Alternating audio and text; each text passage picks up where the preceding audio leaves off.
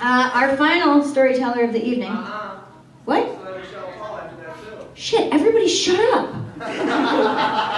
Miley just called it, Michelle, I just want you to know that I care very deeply for you, and I got nervous during the marijuana dismembering situation, and I didn't know what to do, so we're just going to back up this bus. Our next storyteller, Michelle Paul, senior in psychology, from Troy, Michigan. Hometown. Why doesn't anybody like Troy? Yeah, Troy. Thank you. Sorry, tough crowd. Favorite possession is my super comfy feather down pillow exclamation point smiley face. I mean, I don't know if that's laughable. I appreciate that. Can everybody please put their hands together for Michelle Paul? Okay, so now I have to apologize that you have to hear my story now before it's the last one because I forgot about. But it's okay, it happens. Actually, that's kind of has to do with what I'm gonna tell a story about, but not really at all, actually. So, if you know me, and there's only a few of you out there who know me really well, but you would know that my life is very awkward. Like, part of it is because I'm awkward, but a lot of it has to do with just really bizarre things happening to me, like no explanation for why these things happen and things like that. People forget about me. That's pretty random and bizarre. I'm not trying to make you feel bad, I'm just saying. Okay, so I don't know where to start this story. I have a time limit and I talk a lot, so I'll try not to do that. So one night I was out with my friends, we were drinking and stuff, and then we ended up driving home, and I was driving back from Corner. It was around 10 o'clock, 10:15 that I got to my friend's apartment, and I dropped him off, and he asked me if I wanted to stay a little longer. Hey, do you want to just hang out for another hour? We can drink some more, watch TV, whatever. And I was like, nah, you know, it's already past my bedtime. I'm a grandma. I go to bed at like 9 o'clock, so it's past my bedtime right now. And so I ended up saying, no, I'm just going to drive home, go to bed early, do my thing. So I parked in the parking lot, and I started walking past the library, and I saw this man holding a map looking up at the library, and he was really confused. So for the last 3 years of my life, I've been part of the orientation program. So when I see someone holding a map, I'm inclined to ask them, do you need help finding anything? You're like, pause. So this wasn't any different. I thought I'd ask, and usually the case is like, oh, I live in Best Hall, and it's really simple, and you just point to Best Hall and they can figure it out. So I walk up to this man, and I ask him, do you need help finding anything? And surprise, he spoke the littlest amount of English. So he just looks at me and can't speak, doesn't know what to say, just keeps apologizing over and over again. So I'm trying to figure out what to do, and eventually it comes out that he can't find home. He's lost, doesn't know where he is, and he just wants to go home. So I feel terrible at this point because I'm like, I felt obligated to help him. I can't run away now because I already invested my time in offering help. So I started talking to him more, trying to get out things from him. The whole night I ended up playing like Pictionary and like charades, trying to like act out things and tell him like, this is what this means. And it worked. It was just really awkward. And so finally he spits out Wise. So I was like, I know what that is, that's a dorm, let me take you, you know. So I walk him down to Wise, ask him if he's a student. He's telling me he's an international student. I kind of got out that he has a roommate, but he didn't have a cell phone, he didn't have a green ID card, so I couldn't get into the building. So I'm just like, this is the hot mess, and I don't know what's going on.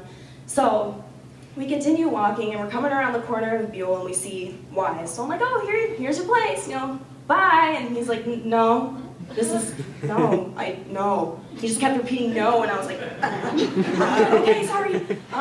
So finally, I was like, I don't know what to do. So he pulls out his iPad, and I was like, okay, maybe he has a picture or a map or something like that. And he starts like navigating on it, and then he hands it to me, and I look at it.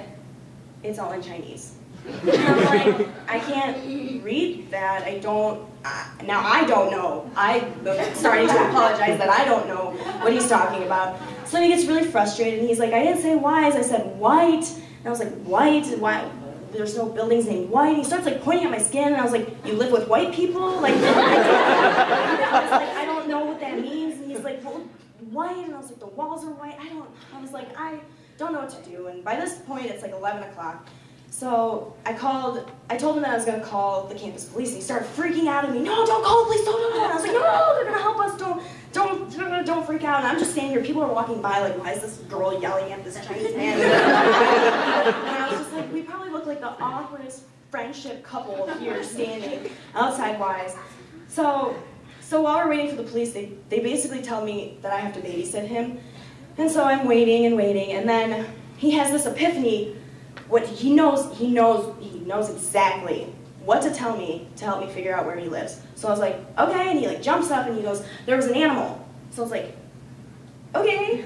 So he proceeds to describe it like this: brown, fuzzy, tail.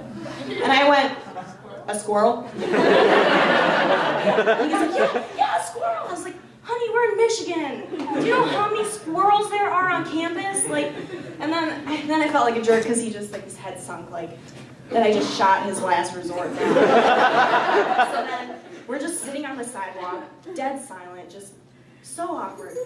And the police finally show up, so they walk up to me and we start like discussing. They're trying to get these things out of them.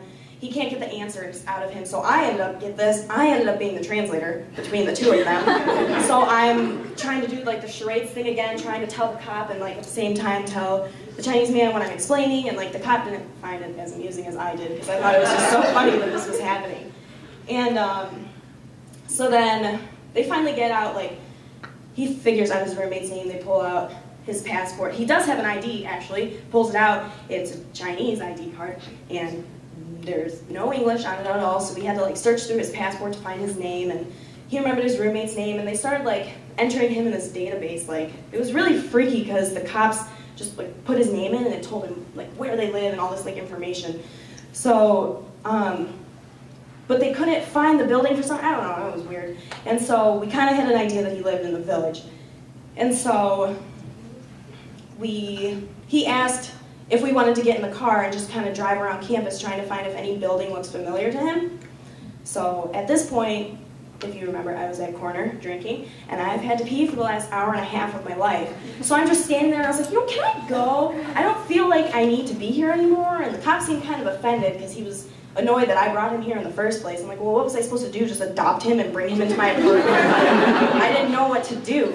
So then, so they put him in the, or they didn't put him in the car yet. So he's standing there and he's like doesn't know if he should go with him. And I look at him and I'm like, yeah, you should go. Like, don't worry, it's okay. And so they asked me if I'm from Michigan and everything, and it just got my information.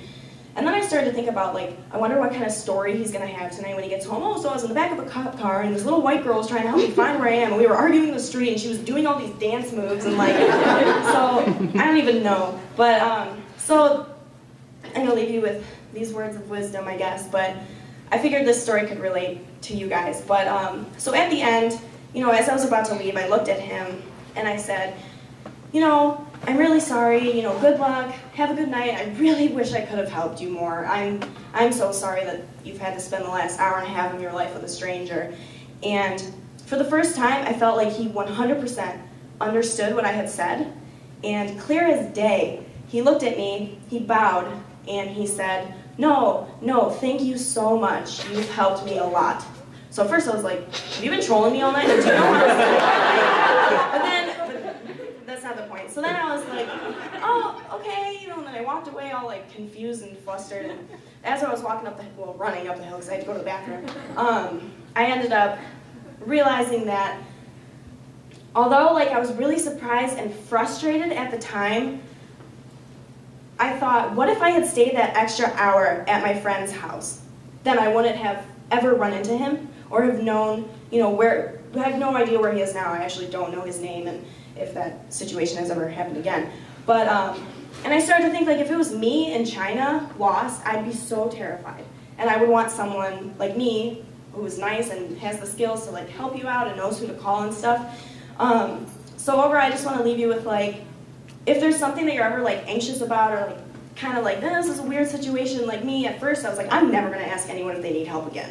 But then I realized, no, I'm never not going to ask someone if they need help again because clearly I've survived the situation and it can happen in any sort of situation, but at the same time it makes you a better person, especially when you get such a gratifying response once you have helped someone.